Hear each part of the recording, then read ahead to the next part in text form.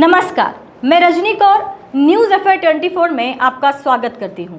और आज हम चलते हैं दुनिया की आधी आबादी के साथ। शायद आधी आबादी से आप समझ ही गए होंगे कि हम किसकी बात कर रहे हैं। हम बात कर रहे हैं महिला शक्ति की। दुनिया की आधी आबादी की बात करें तो मुझे याद आ जाती है कुछ पंक्तियां जो मैं आपको सुना दूं। नारी तुम केवल श्रद्धा हो, विश्वास रजत नग पग तल में। नारी तुम केवल श्रद्धा हो, विश्वास रजत नग पग तल में। पीयूष स्रोत सी बहा करो जीवन के सुंदर समतल में, जीवन के सुंदर समतल में। इन्हीं पंक्तियों के साथ आगे बढ़ते हैं और आगे बात करते हैं नारी शक्ति की, जिन्हें सम्मान देने के लिए हम मनाने जा रहे हैं अंतर्राष्ट्रीय महिला दिवस। 8 मार्च को न सिर्फ उदयपुर, न सिर्फ राजस्थान, न सिर्फ भारत, बल्कि पूरी दुनिया में अंतर्राष्ट्रीय महिला दिवस मनाने जा रहे हैं। इसके तहत आज का हमारा एक कार्यक्रम है जो सिर्फ महिलाओं पर है। उन महिलाओं से हम आपको कराएंगे रूबरू, आपके अपने क्षेत्र की उन नारी शक्तियों से रूबरू जो अपनी काबिलियत, अपने बलबूते पर बुलंदियों को छू रही हैं, जिसे देखकर आप भी उन बुलंदियों को छूने का मन करेगा। आधी आबादी की बात करें तो दुनिया की पूरी आबादी की जननी हर भूमिका को, चाहे जननी हो या बहन, बेटी हो या माँ, पत्नी हो या दोस्त, हर भूमिका को निभाने में है सक्षम। इसी कड़ी में आज हमारे साथ हैं lieutenant colonel doctor Sangeeta Tiwari. नमस्कार मैम। नमस्ते। मैं आपका यहाँ पर न्यूज़ अफेयर 24 में स्वागत करती हूँ।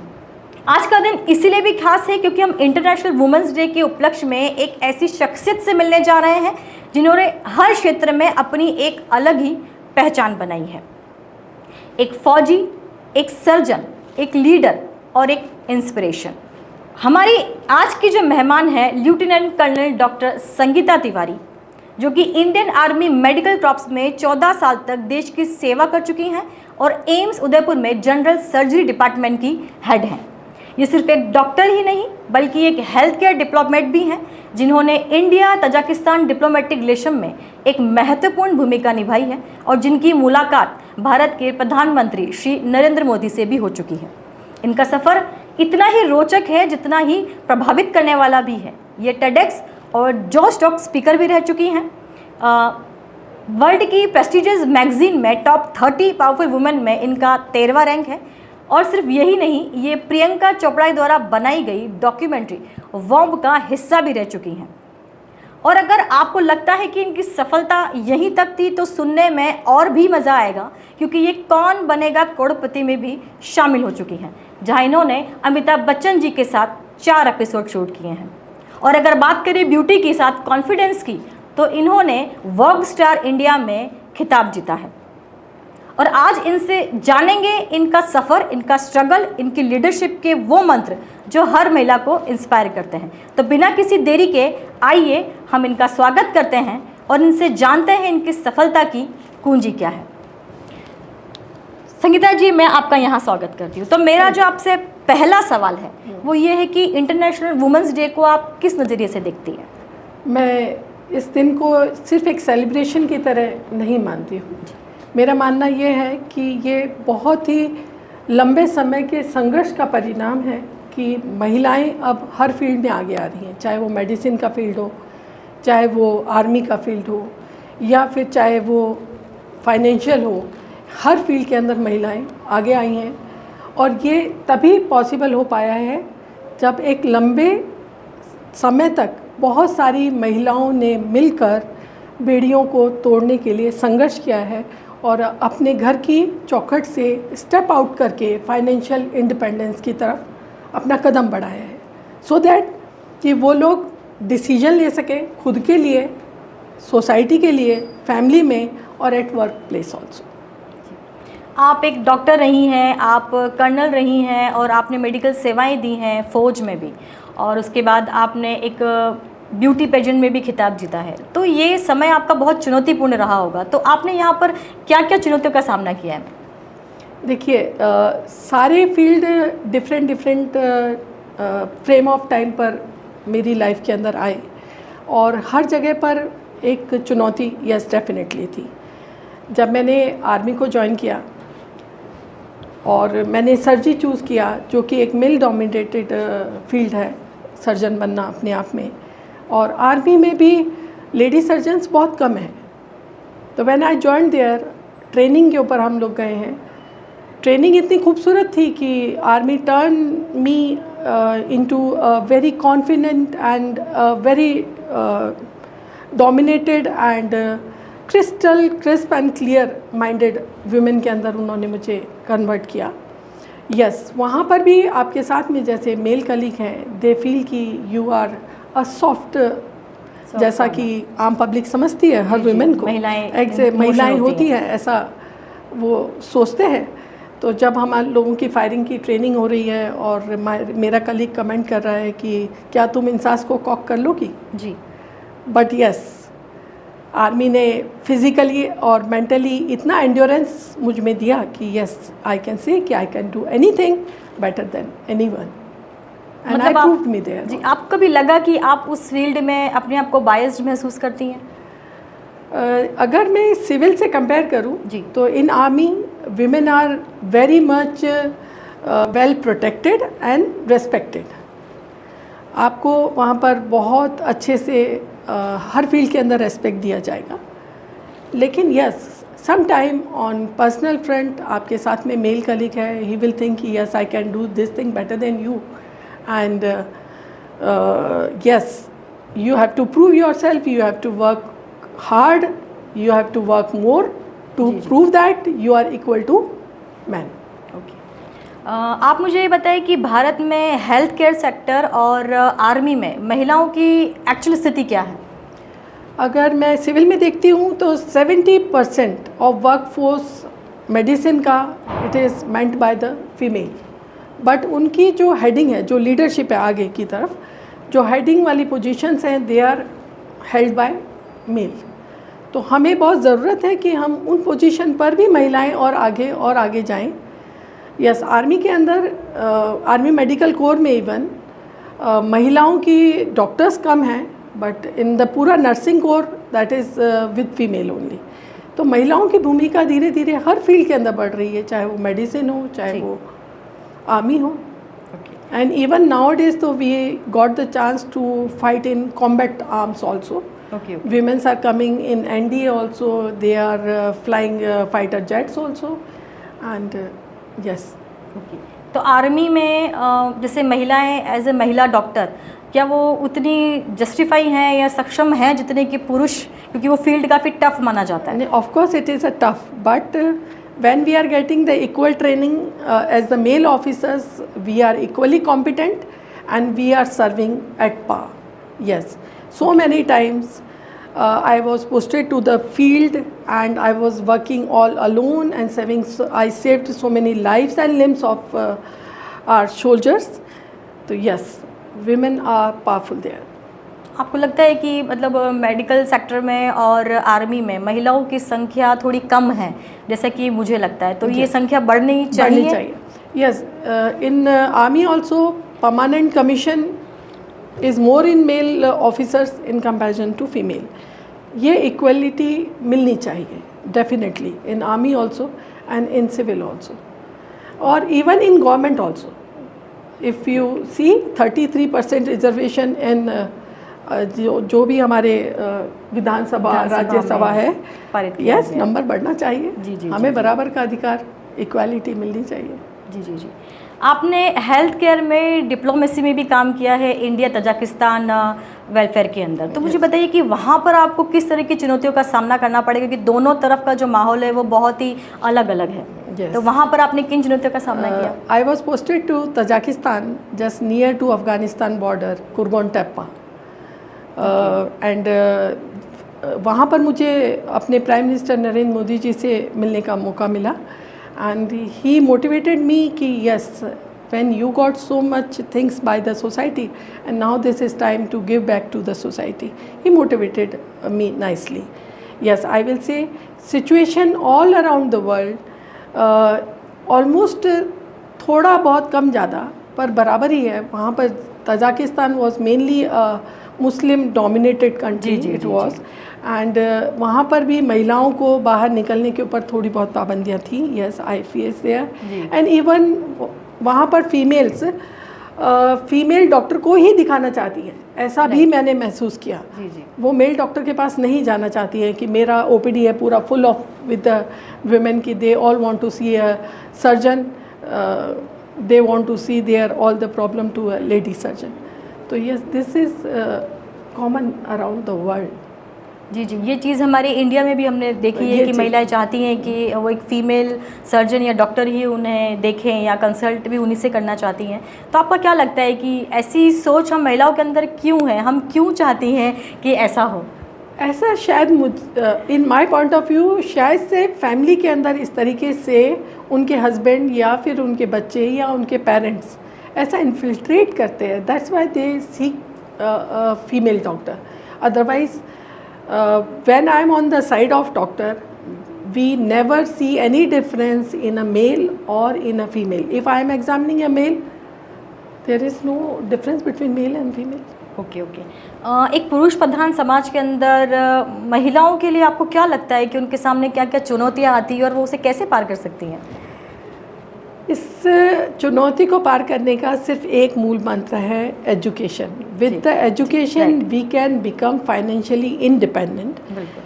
जैसे ही हम फाइनेंशियली इंडिपेंडेंट होंगे, हमारी सेइंग बढ़ेगी in the decision of family, in the decision of any society and the decision of at our work place, and ये सब आएगा with the education only.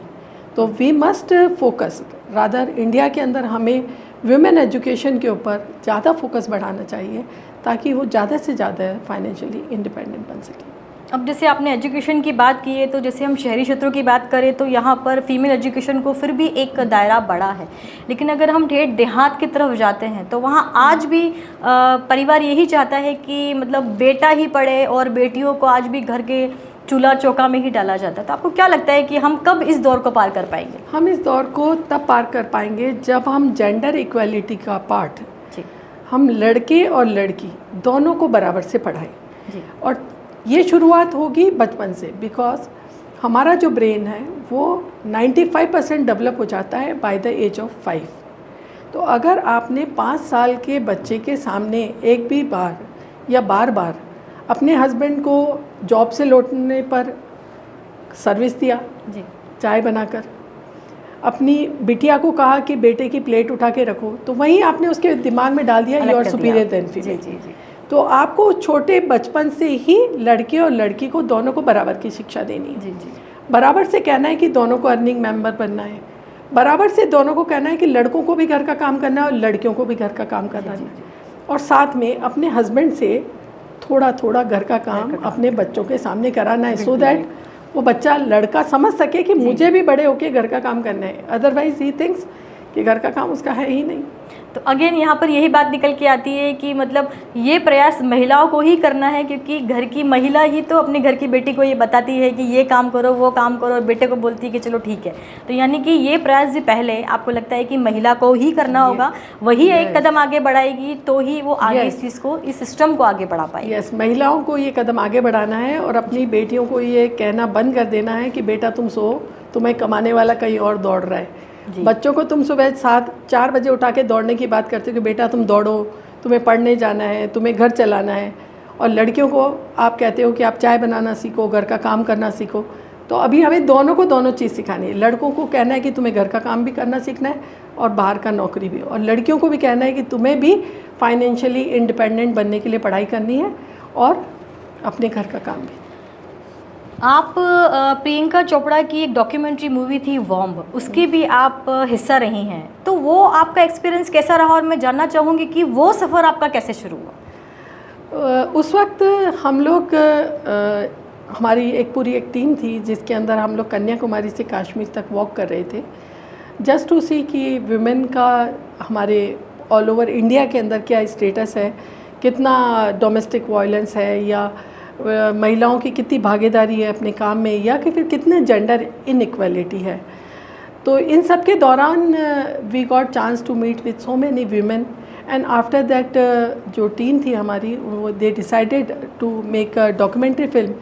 In that they cited कि after even the odd past 3 women they are doing very well in life, and so that we can motivate the women कि आपके साथ भी अगर कुछ गलत होता है तो you can overcome your past and you can do better in your life. तो इसके अंदर 3 महिलाओं का जीवन का विवरण एक डॉक्यूमेंट्री फिल्म के रूप में महिलाओं को मोटिवेट करने के लिए ये फिल्म एक बनाई गई, जिसके अंदर एक एसिड सर्वाइवर है, एक डाउरी सर्वाइवर है और उसमें एक मैं हूँ। तो आप ज़रूर से उसे अमेजॉन प्राइम पे देखिएगा। बिल्कुल बिल्कुल। आपकी पूरी लाइफ की एक प्रेस्टीजियस जर्नी के अंदर एक हीरा आपकी और जड़ा हुआ है कि आप KBC में गई थी, मिस्टर अमिताभ बच्चन से आप मिली हैं। Yes. तो देखिए वो तो बहुत बड़ी हस्ती है और उनसे मिलने का जो आपका सफ़र रहा और जो पल था वो कैसा रहा, और उस वक्त कोई ऐसी चीज़ जो आपको याद रही हो अब तक आपके दिमाग में मौजूद हो? यस, आई पार्टिसिपेटेड इन कौन बनेगा करोड़पति और मैंने 4 एपिसोड की शूटिंग अमिताभ बच्चन के साथ में की। एंड पैसा तो कुछ खास मैं नहीं जीत पाई, लेकिन yes I got chance to hug Amitabh Bachchan 3 times.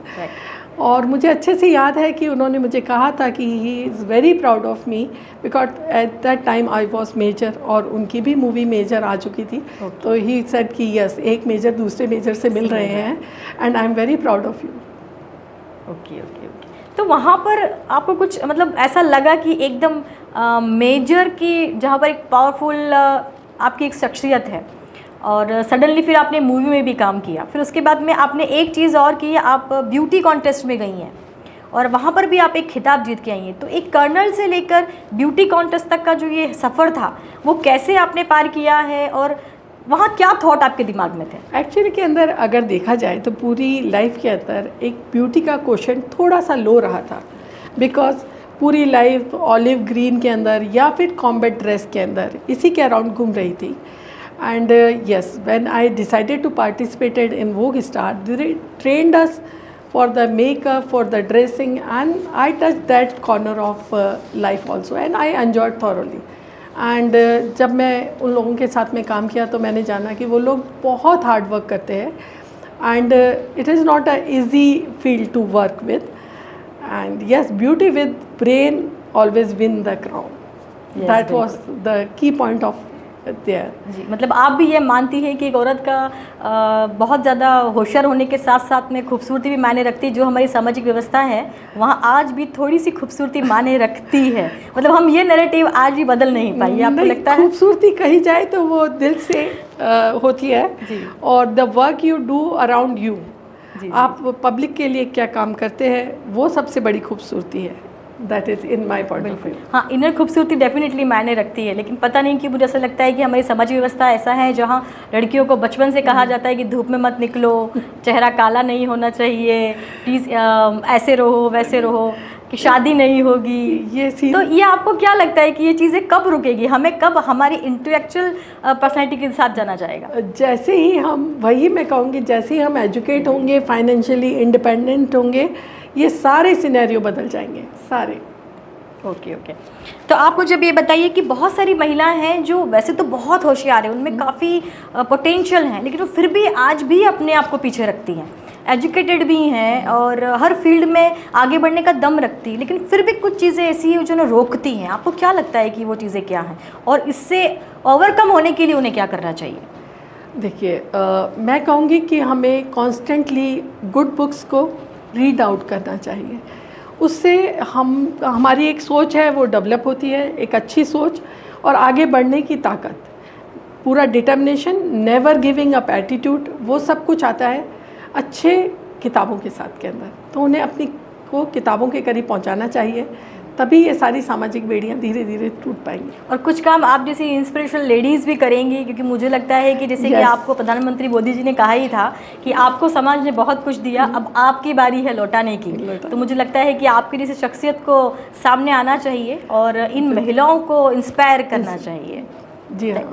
अब आप मुझे बताइए कि महिलाओं के साथ आजकल जो एक क्राइम का रेशो चल रहा है, मतलब आप देखिए कि बहुत क्राइम है, तो इस क्राइम को रोकने के लिए क्या किया जाए? मतलब सरकार को क्या करना चाहिए, सोशली क्या अवेयरनेस होनी चाहिए? देखिए, कई बार मुझे ये जो क्राइम रेट अभी बढ़ रही है उसके लिए हम अगर महिलाओं को ब्लेम करना शुरू करें, जैसा कि सोसाइटी में चलता है कि हम किस तरीके का हमने कुछ पहनावा लिया या क्या नहीं कहा, दैट इज़ रियली रॉन्ग। हम क्या कपड़े पहने, क्या हम ना पहने, ये हमारा खुद का ओवरलुक होना चाहिए, ये हमारा सेल्फ डिसीजन होना चाहिए। हम रात को कितने बजे घर वापस आ जाएं, इसका भी निर्णय हमारा खुद का सेल्फ का होना चाहिए। यस, जो ये क्राइम रेट बढ़ रहा है उसके लिए सोसाइटी के अंदर थोड़ी अवेयरनेस, लड़कियों को अपने आप को फिज़िकली और सक्षम बनाने की ज़रूरत, लाइक जैसे हम अपने आप को जूडो कराटे से लेके और गुड हेल्थ की तरफ रहे, वो that is also one point. Yes, police को और हमारी गवर्नमेंट है वो तो अपना काम कर ही रही है। हम सब लोग अपना खुद की सुरक्षा के लिए खुद स्वयं अलर्ट रहें, और जैसे ही हमारी जो सिक्स सेंस है जैसे ही हमें अलर्ट करती है तो हम उसके लिए भी ऊपर काम कर सकते हैं, और साथ में कुछ पेपर स्प्रे वगैरह that also we can keep. तो क्राइम से अवेयर रहने के लिए जहाँ पे भी थोड़ा सा अंदेशा हो कि ये नोटोरियस लोग हैं या नोटोरियस प्लेस है, we should step back and be on the safe place. आप ये मानती हैं कि वर्ल्ड क्राइम और इंडिया के अंदर अगर महिलाओं के साथ में जो क्राइम है उसको देखा जाए तो आपको लगता है ऐसा कि इंडिया में वो रेशो थोड़ा ज़्यादा है, और उसकी वजह क्या मानती हैं आप? एजुकेशन लड़के और लड़कियां दोनों के अंदर ही ज़्यादा ज़रूरी है। जो हमारा अनएजुकेटेड यूथ है, जो कि अनएम्प्लॉयमेंट की वजह से क्राइम रेट थोड़ा सा बढ़ता है। तो जैसे ही एम्प्लॉयमेंट बढ़ेगा, एजुकेशन बढ़ेगी, क्राइम रेट डेफिनेटली घटेगा। जी, ओके। मेरे आपसे एक बहुत ही ज़बरदस्त सवाल है।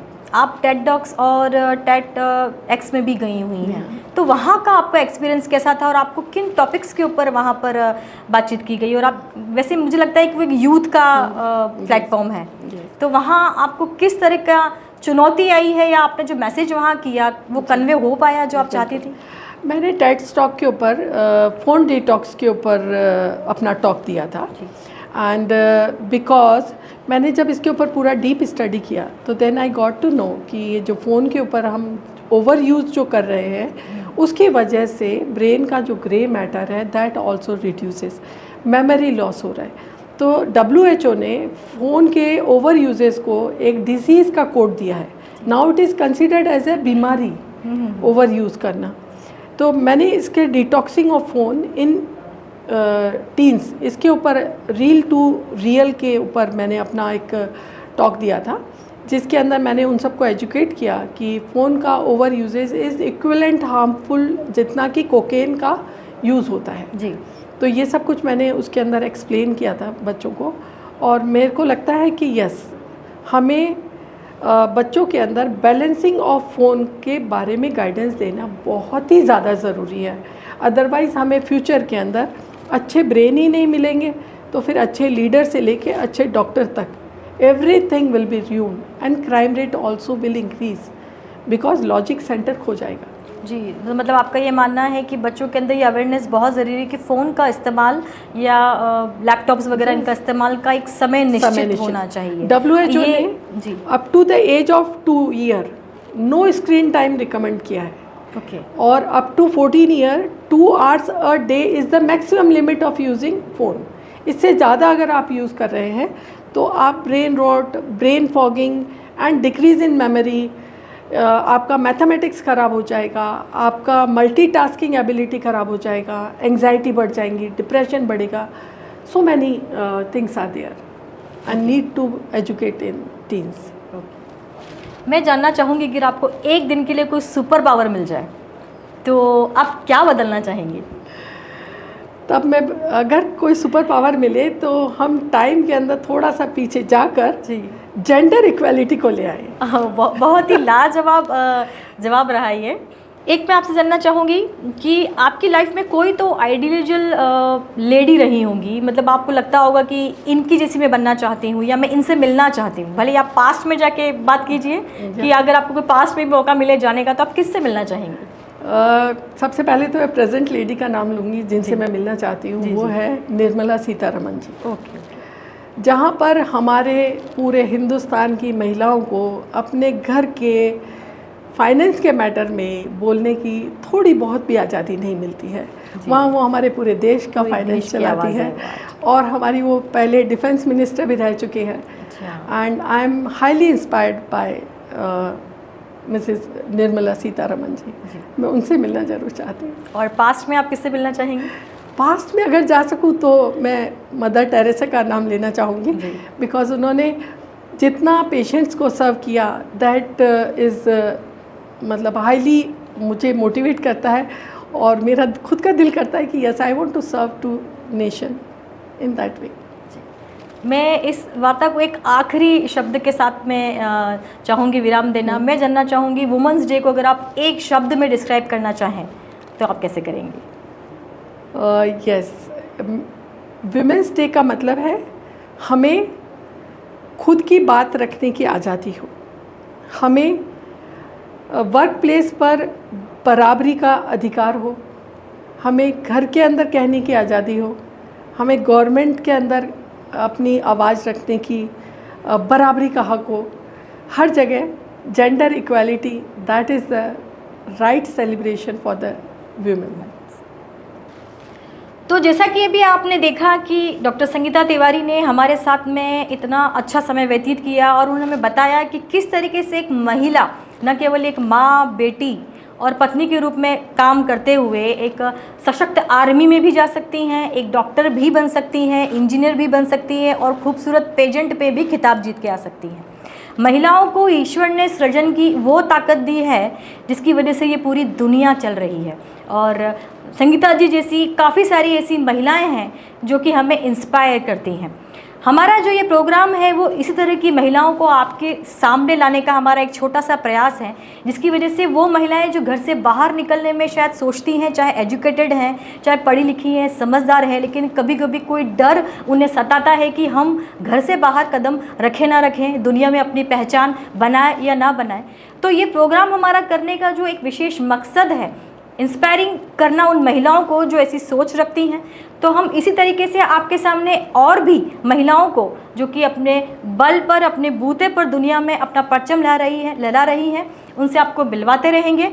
तो मैं यहाँ पर धन्यवाद करना चाहूँगी संगीता जी का, बहुत बहुत धन्यवाद, आपने अपना कीमती समय हमें दिया। और इसी के साथ मैं यहाँ विराम देती हूँ। नमस्कार।